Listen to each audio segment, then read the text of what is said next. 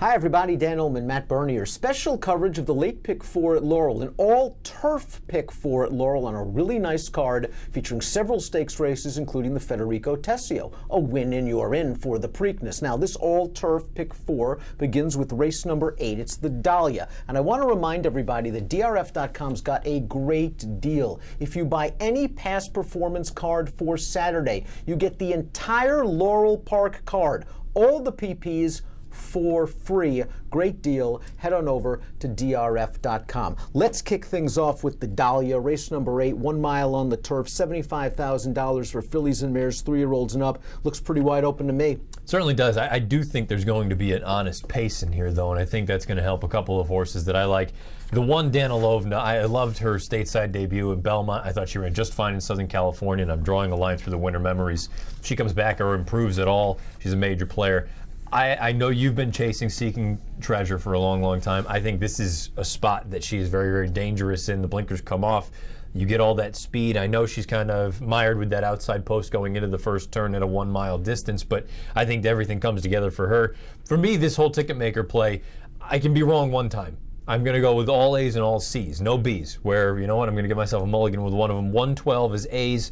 I'll use the 7 and the 8 as C's. Let's throw out Matt's card for ticket maker with the first leg, 112A, 78C. The 12 is Seeking Treasure, and you measure, boy, I've been chasing this one for a very, very long time. The blinkers come off. It just seems like she runs to the level of her competition. Like if it's a stakes race, she'll run a nice third. And if it's a starter allowance race, she'll run a nice third. Yeah. She just doesn't seem to get there, although she was compromised by the pace last time out. We'll see if she's able to overcome an outside post position in the Dahlia. Let's throw up my ticket maker play. The one, Danilova, did some very nice things last year for Graham Motion. I'm hoping she can work out a little bit of a trip from the rail. Sky My Sky, the number 11, has got a good amount of early speed, and we've always liked Sky My Sky. Yeah. Maybe she's finally coming to form as a 4-year-old. The 8 Cambodia has earned some big figures down at the fairgrounds, and more importantly, perhaps, she has won at Laurel in the past. You can make the argument that she's the horse to beat. Seeking Treasure is going to be my B. We move on to the second leg of this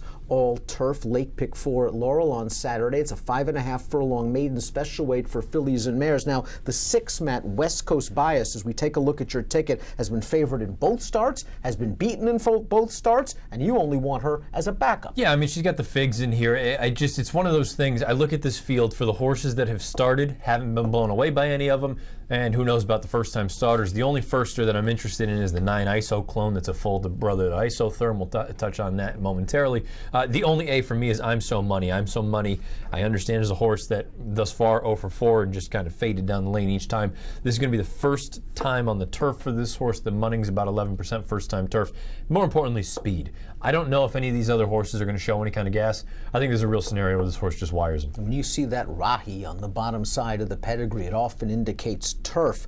I'm So Money, the number 3, extremely logical, but I'm going to try to beat her as we take a look at my ticket maker play. I like West Coast Bias. She gets one more chance here for Tommy Proctor. That last race came off of a rather lengthy layoff, and it's nice to see her back without another pesky layoff line. You mentioned the first-time starter Iso Clone as a full sister to Isotherm. Some solid workouts leading up. I like to see that Trevor McCarthy is aboard, so I'll go 6 and 9 in the second leg of this pick 4. The third leg is race number 10, mile on the turf, $75,000 Henry Clark Stakes for 3 and up. Let's throw up Matt's ticket maker play. Explain 4 A's. Yeah, I think this is... I can understand anyone that goes narrow here. I just feel like there's a possibility that something kooky is going to happen in here. The 6, Haiku is a horse that has big early speed, and I know there is other speed in this race, but this is the horse that at least has a little bit of form here. I think this is an interesting horse in here that possibly is going to get out there and be forward throughout. The 7, Rosebriar, I've always liked him a little bit. I think this is actually where he belongs. They took a couple shots in graded stakes, didn't quite work out. The 10, Synchrony, I'm going to let you do all the talking about Synchrony because I do like that horse as well. I'm most interested in Marengo Road. This is a horse that's very lightly raced. We haven't seen since Preakness weekend last year, winning a stakes race on the turf. Only tried turf 3 times, 2 wins, and beaten by a neck.